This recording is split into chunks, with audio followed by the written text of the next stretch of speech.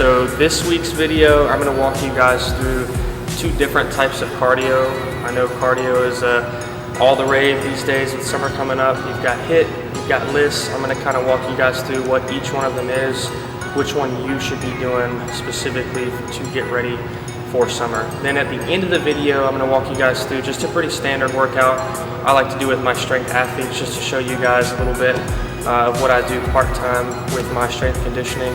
And hopefully at the end of the video, if you stick around, you'll see me do some cool plyometric exercises like this one right here.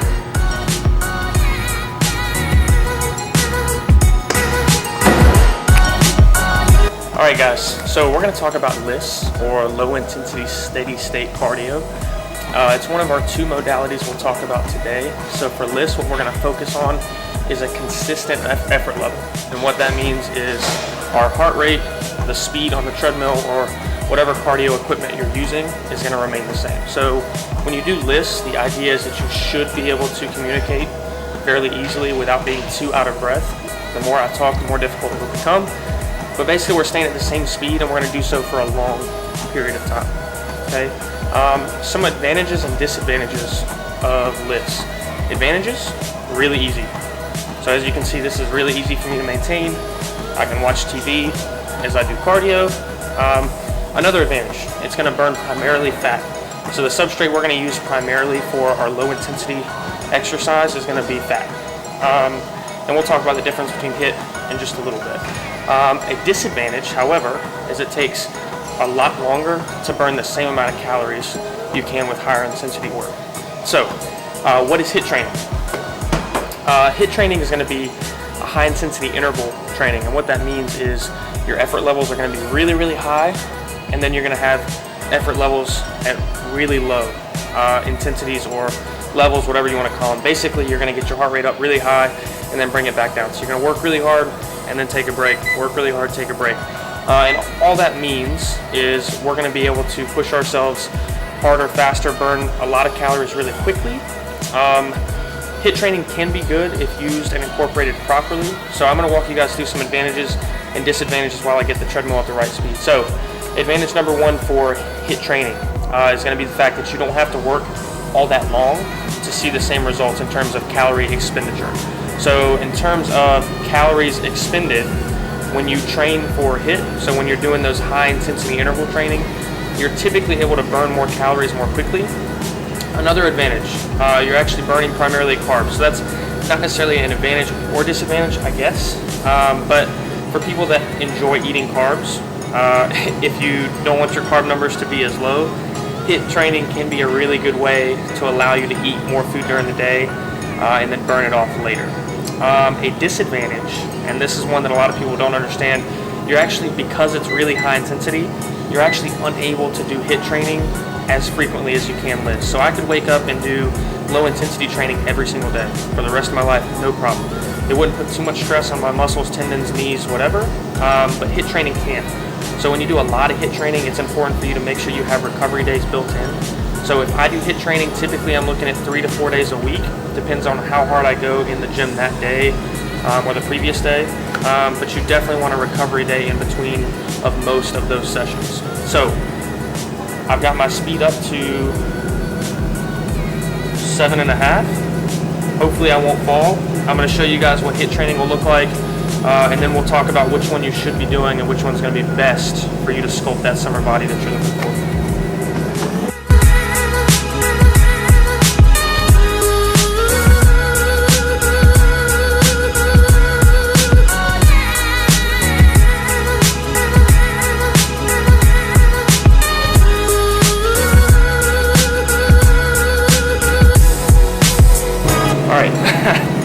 So I had the speed wrong. As you can see, that wasn't all that intense for me. It's a different treadmill than I normally use. So had it down at 9.5. I'm going to bump it up to probably 10.5 just to see if I can get the speed right. The idea is to get your heart rate up really high. It should be almost a max effort type of activity for 20 to 30 seconds, and then we're going to take a break. So since I was less intense, I'm going to take less of a break. Hopefully the speed will be better.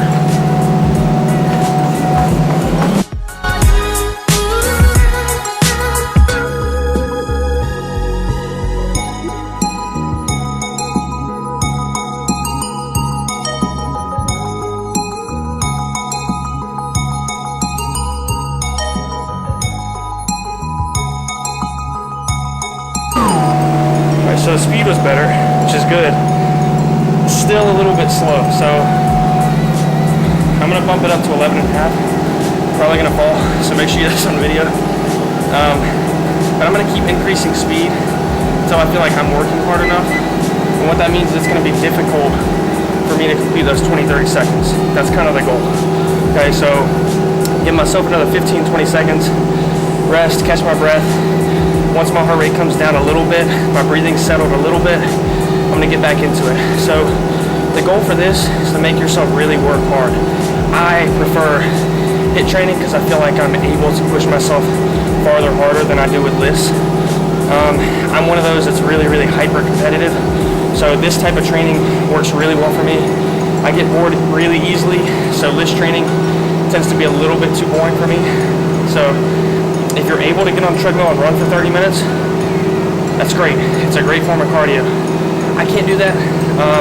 I just don't like doing that. So I like to run really fast, really quickly, and then take a break. So see if we can get this going.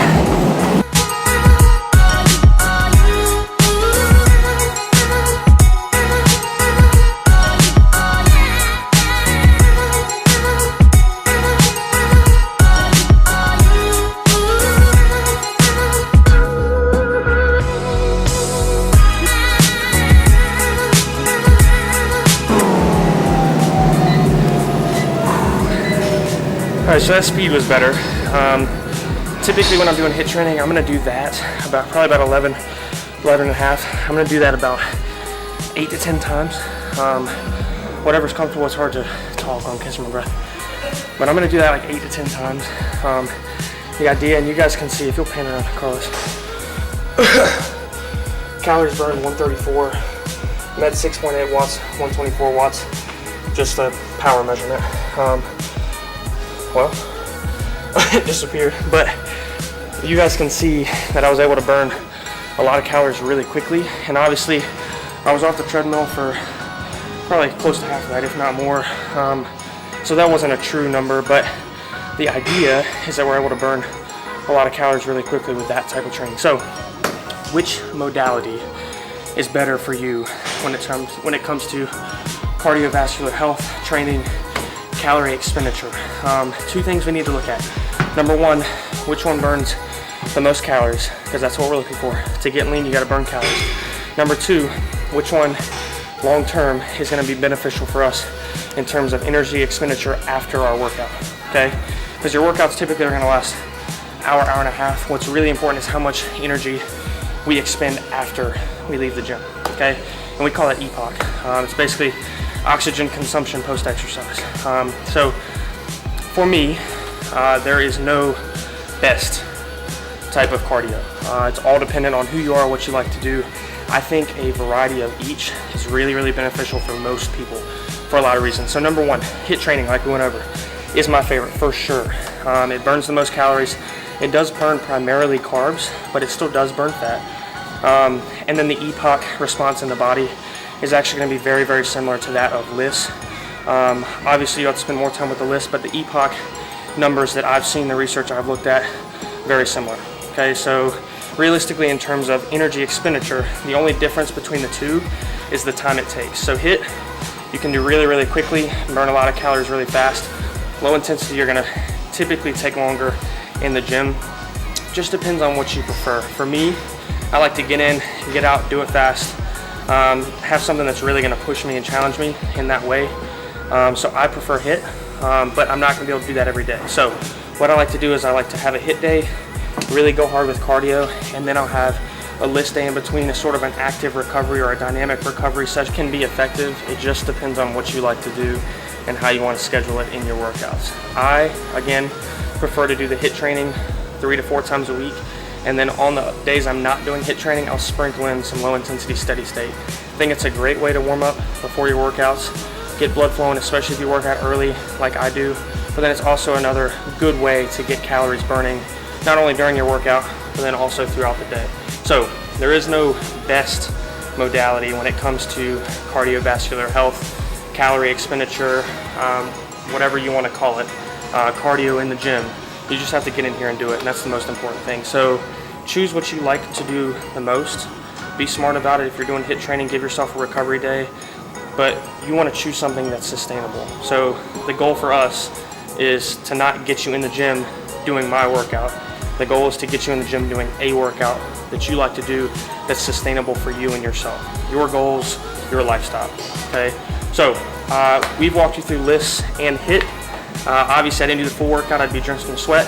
Now we're gonna go upstairs and we're gonna take a look at what I like to do for my athletes in terms of strength training, plyometric work, see if I can't show you guys some things that I do on a day-to-day basis with athletes. I think you'll enjoy it. I know I will, so we'll see you upstairs.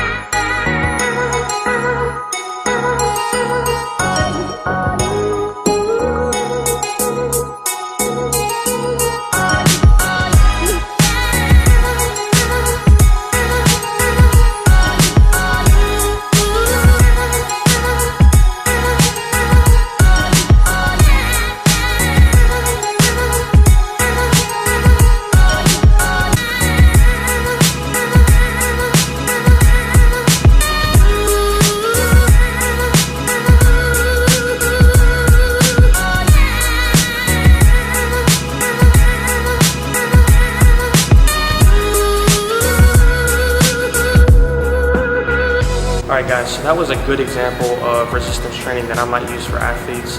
The goal is to improve strength and power, and we're going to use exercises like the hang clean and press, the dumbbell snatch and lunges to not only improve strength and power in my athletes, but then also to identify any unilateral imbalances in terms of strength, mobility, flexibility. All of those are really, really important for athletes, and that's what the dumbbell snatch and lunge are really, really good for. So now that we're done with our resistance training, or segment of our workout, we're going to get into the plyometrics and jump training. Most sports does incorporate or include some type of jumping. I typically work with volleyball athletes, so this is really, really important for me. So I break up this type of training into 3 phases. Phase number 1, the eccentric / loading phase. If you're going to learn how to ride a bike, the first thing you got to do is learn how to stop. Right? So if we're going to learn how to jump and how to produce more force and power off the ground, first thing we need to do is learn how to land. So our eccentric or loading phase is going to be really important. We're going to talk about hip, knee, ankle alignment, and I might use exercises like this right here. So we might start on some type of surface, drop down into a perfect spot. What I'm trying to do is get athletes to learn how their body works, how the proper mechanics or what are the proper mechanics when it comes to landing and decreasing that force when they hit the ground. Okay, phase number 2 is going to be our force production phase, or our concentric phase. So we're gonna kind of do the opposite. We're gonna progress on that eccentric phase. So we're gonna drop down, hit the ground, but then we're gonna produce force from that position. So drop down, and then jump. Right? It's gonna look a little different for all sports. These are just kind of general exercises you can use that follow those guidelines for eccentric or the loading, and then the concentric and the force production. And then our third is going to be our sport specific. So this is going to be a little different for all athletes across the board. Most strength coaches, this is where our unique styles and approach to this field are going to be seen. So for me personally, since I work with volleyball athletes, I do a lot of really repetitive jumping, quick movements, lateral transitions, things that are really, really important to volleyball. I also like to include some technique elements of the sport. So in volleyball, your footwork is really, really important. Your arm swing is really, really important. So in our jumps, if I'm doing a box jump to a big flat surface, what I might ask them to do is to include the proper footwork. So for me as a lefty, it would be left, right, left, and then the proper arm swing. So arms up, back, fully extended, and then up completely. So it might look something like this. Right? So that's where the unique elements of the sport are going to come into play. But those are the three phases that we're going to use as strength coaches in terms of plyometrics. So hopefully this kind of helps you guys produce, prepare, schedule your next workouts. If you are an athlete and you are one that typically sees these workouts, feel free to use things like this to kind of plan your own. It's important to push yourself, but make sure you're doing it in a smart way, in a proper way. Make sure you're doing it safely, because again, we want to make sure that you stay injury-free, because we want you playing in that game. And it's important that you can do that box jump. More important that you see the field, court, whatever. So hopefully that helps. Hopefully you guys will enjoy this edit we're about to do right after this. I'm going to show you guys some cool exercises that I like to do with athletes. They are pretty difficult. Some of them are pretty difficult. Challenge yourself, see if you can do them. Good luck.